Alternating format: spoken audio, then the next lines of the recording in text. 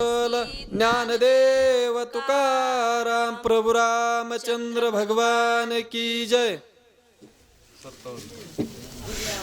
मी तुझ सांगो कपट गती तव तू केवळ कपट मूर्ती, तेथे माझी काय युक्ती सर्वथा मारवती मारावा मारावा। मग आणि राजा रावण सांगू लागले, काळणी मी आणि तुला उपदेश करणं म्हणजे कसं, जसं चिलटानं हे करदानी पर्वत उचलायचा प्रयत्न करावा। तू साक्षात कपटाची मूर्ती आहेस ना, अनेक कार्य तू काय केलेले आहेस आणि कपटानं साधलेले आहेस।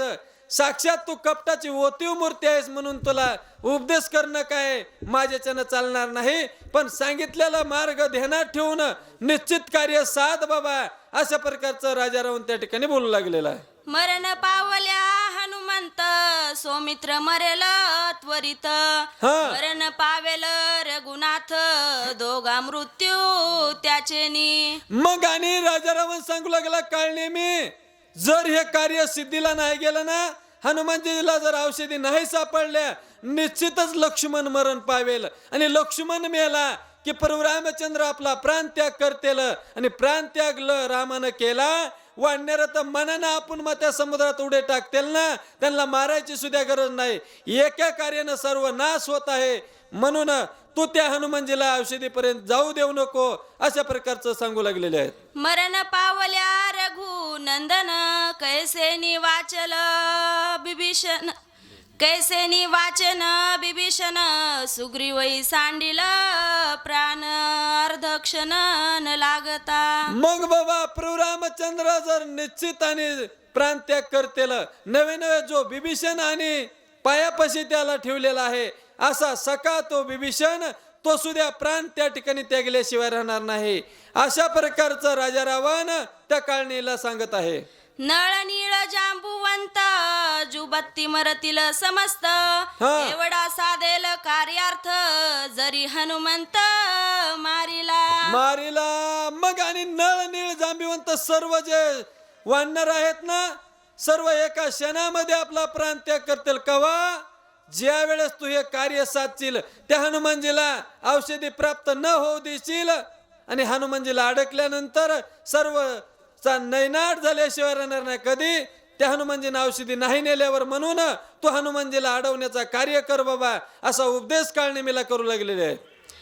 मनोनी धरिले दोन्ही चरण देईन अर्ध राज्य जान, चिंता सागरी बुडता पूर्ण तारू आपण सोय व्हावे सोय व्हावे। मग आणि राजा रावण सांगू लागला, हे काळनेमी तू जर बाबा हे कार्य माझं सिद्धीला नेलस ना, तर मी काय करील, माझी जी सर्व शुद्ध सप्त कोटी कांचनाची घर आहेत ना, त्याच्यातली अर्धी तुला, कधी ज्या वेळेस तू हनुमानजीला अडवल्यानंतर कार्य सिद्धीला नेल्यानंतर तुला अर्ध राज्य देऊन टाकेल, अशा प्रकारचं राजा रावण दुसऱ्यांदा बोलतोय बर का।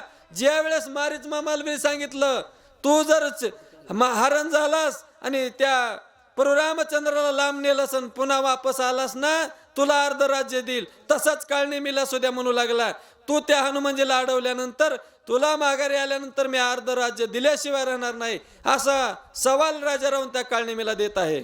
मग ग्लानी भाकी बहुता पडे चरणावरी मागुता, मज होतसे प्रांत अवस्था जीवनदाता तू होई। मग आणि राजा आहे लंकेचा राजा असणारा राजा रावण, ज्याच्या ताब्यामध्ये 33 कोटी देव आहेत, तो राजा रावण आणि त्या काळनेमीच्या पायावर चरणावर लोळू लागलेला आहे, आणि लोळून बोलू लागला, हे काळनेमी माझा प्राण ह्या ठिकाणी जाऊ लागला बाबा, तू माझ्या ह्या ठिकाणी प्राणदाता हो। जसं एखाद्याला तहान लागल्यानंतर प्राण जाण्याची वेळ यावा, आणि जसं मुखामध्ये पाणी पडल्यानंतर त्याला चेतना यावी, तसा तो काकुळती येऊ लागला, काळनेमीच्या पायावर लोडू लागला, आणि ह्या ठिकाणी मला संकटातून सोडव बाबा, असा राजा रावण त्या काळनेमीला विनंती करत आहे। हे सेकताची उत्तर दचकला राक्षस वीर, हृदय खोचिला दुर्धर कपट प्रकार भला नव्हे। मग असं राजा रावण पायावर लोळत आहे ना, तेवढ्यामध्ये आणि त्याची बुद्धी सावध झालेली आहे आणि विचार करू लागलेला आहे। कोण? काळनेमी कपटाची मूर्ती आहे, पण विचार करू लागला, आपण सुद्धा या ठिकाणी विचार केला पाहिजे. आपण रात्रभर जागतात, काहीतरी विचार केला पाहिजे. क्षणोक्षणी हाची करावा विचार, तरावया पार भव सिंधू. ह्या मृत्यू लोकामध्ये आपण सुद्धा कशासाठी आलेलो आहात? तरुण जाण्यासाठी आलेलो आहात. किंवा नुसतं खाणं पिणं सोनं हे जनावराला सुद्धा जमतं, पण तरुण जाण्याचा मार्ग हेच. शेवटची पाळी एक मनुष्य जन्म, चुकली या वर्म फेरा पडे. एकदा जर हे वर्म चुकलं ना, पुनरपी जननम पुनरपी शयनम, जठरी शयनम पुन्हा पुन्हा, पुन्हा जन्मायचं पुन्हा मरायचं, असा फेरा पडल्याशिवाय राहणार नाही. तसा तो काळ नेहमी विचार करू लागला. कपटाचं काय कार्य चांगलं नाही, कपटानं कुणाकुणाचं वाटोळं झालं, असं काळ नेहमी विचार त्या ठिकाणी करू लागलेला आहे. कपट करिता हिरण्य कश्यपू, खंड विखंड केली वपू. हा. तेथे आमचा कोण प्रतापू, रुद्राक्ष रूप जिंकावया. मग आणि तो काळ नेहमी विचार करू लागलेला आहे. हिरण्य कश्यपूनं कपट केलं आणि कपट केल्यामुळं भगवंतानं त्याच्या शरीराचं अनेक प्रकारचं तुकडं केलेलं आहेत. असं कपट काय चांगलं नाही, म्हणून कपटाचा मार्ग योग्य नाही असा विचार करणे मी मनामध्ये करतो. कपट साधिले अमरेंद्रे, भगी व्यापिले शरीरे. कपट साधिले चंद्रे, क्षय रोगी थोर व्यापिला. मग आणि नाथ महाराज सांगू लागलेले आहेत, कपट कुणी कुणी केलं? 33 कोटी देवाचा राजा इंद्र आहे आणि आहेला बरोबर त्यानं कपट केलं आणि कपट केल्यामुळं त्याच्या हजारो भग पडली. इंद्रा पडले भग, चंद्र झाला काळा आणि नारद चुकला चाळा भजनाचा. अशा प्रकारचं कलंक आणि चंद्राला आणि इंद्राला लागलं, अशा प्रकारची अवस्था झाली म्हणतात. खाऊन जेवून घर घेणे, ऐसे मांडिले सहस्त्र अर्जुने. सांडून हस्तपाद छेदने, सेखी प्राणी निमाला. मग आणि तो काळ नेहमी विचार करू लागलेला आहे. राक्षस आहे पण विचार करतो का? सहस्त्र अर्जुनानं आणि कपट केलं त्या जमदाग्नी बरोबर आणि कामधेनू गाय प्राप्त करण्यासाठी त्यानं साक्षात आणि त्या सहस्त्र अर्जुनाला अनेक प्रकारचं मारण्याचा प्रयत्न केला, त्याचा घात केला. अशा प्रकारचं रेणुका मातेवर वार केला. कशामुळं?